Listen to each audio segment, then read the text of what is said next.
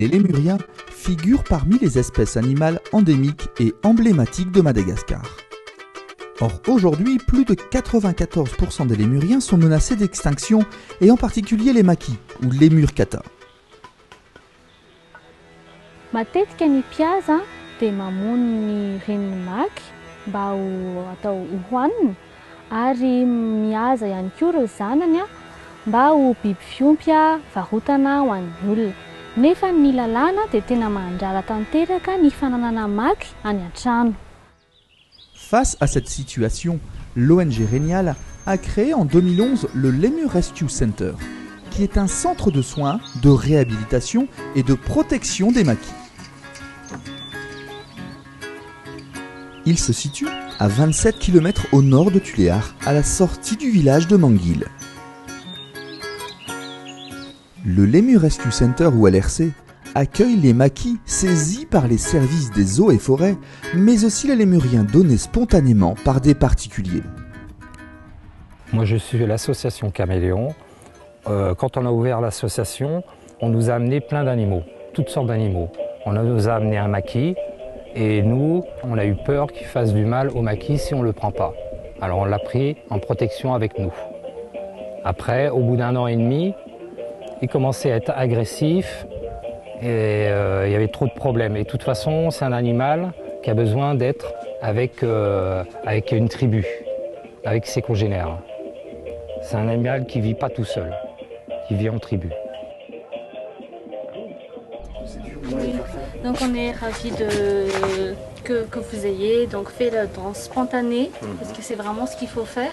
Et vous avez compris que un maquis, c'est pas un animal de compagnie, c'est un animal sauvage. C'est pas possible. Donc c'est très bien que vous ayez eu donc, cette initiative de ramener le lémurien. Donc, Une fois le lémurien au centre, un procès verbal doit être établi entre le donneur et le LRC, puis un examen médical et des analyses seront effectués par un vétérinaire. Ensuite, il sera mis en contact visuel avec un des 2 groupes de lémuriens du centre. Mais il restera encore quelques temps dans une cage individuelle, le temps de se socialiser avec le groupe.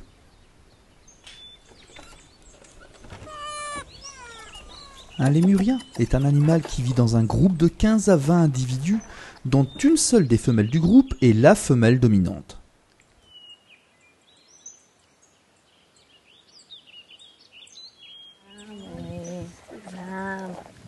Salam rakis. Salam. Salam. Falmerabatsika rakizy tonga tao amin'ny Lemur Rescue Center Rénial. Ny Lemur Rescue Center rakizy dia toerana iray ikarakarana ny maky, reto zany ny maky izay tany amin'ny olo taloha.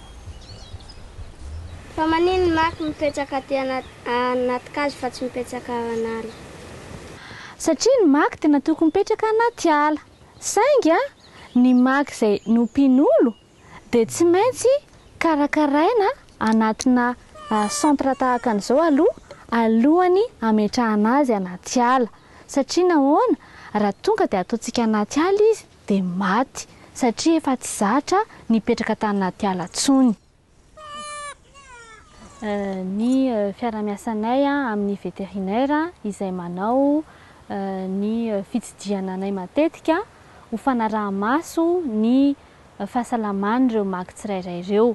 Ary misy ihany koa ny fikarohana izay atao momba ny fombafomba ny maky.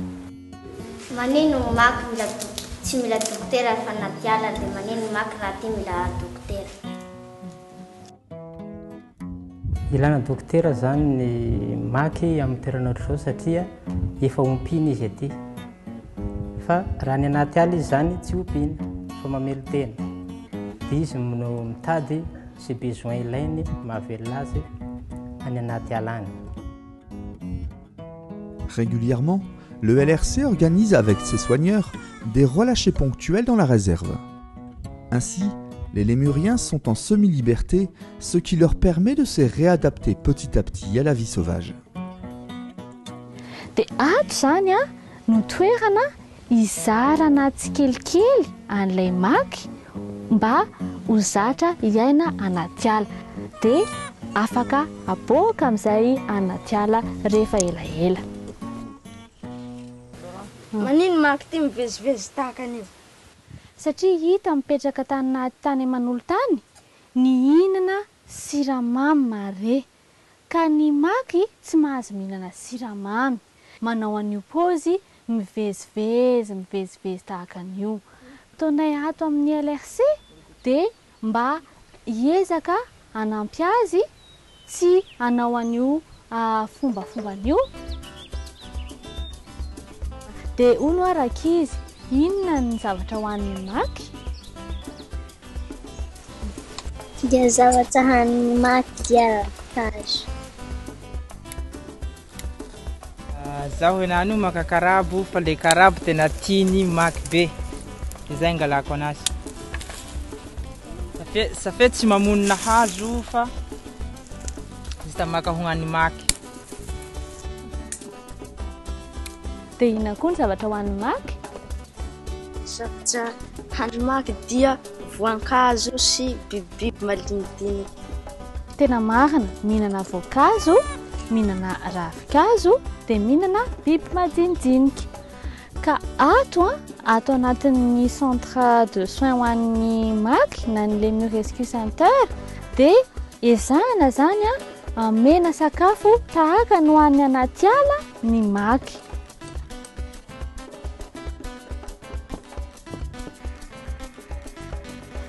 Manino ny maky ilany foa miharitra ny raika, manino ndraiky ro mitoka?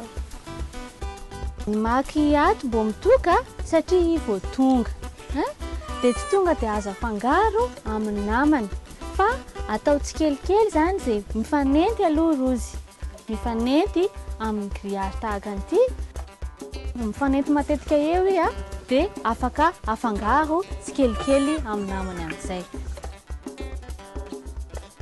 Une des priorités du LRC est de sensibiliser la population des environs sur la protection des lémuriens. Le LRC éduque aussi les écoliers pour qu'ils comprennent l'importance de la protection des lémuriens et la raison pour laquelle il ne faut pas les domestiquer, car les lémuriens sont des animaux sauvages qui vivent dans la forêt.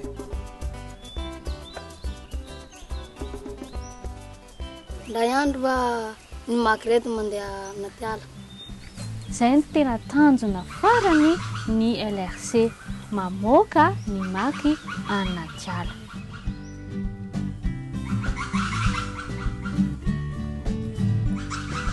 Amakanantsika anazy androandro ankizy dia ity misy karazana fisy kely amenanareo amin'ny zavatra nianarantsika rehetra androany.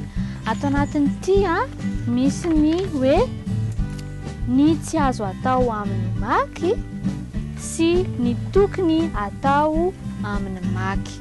Dia zaraiko aminareo ity mba hamena namana izay tsy tonga taty androany dia mba hazavaina aminazy hoe ny maky ange ohatra ny maky tsy tokony ompiana an-trano fa ny ambony ompiana an-trano, fa ny maky tokony mipetraka anaty ala. Dia ity zany mba amenanareo dia zarainareo hazavainareo amin'ny namana. Dia rehefa tsy tadidinareo hoe inona ny tokony atao sy ny tsy tokony atao amin'ny maky dia ato no ahitanareo azy.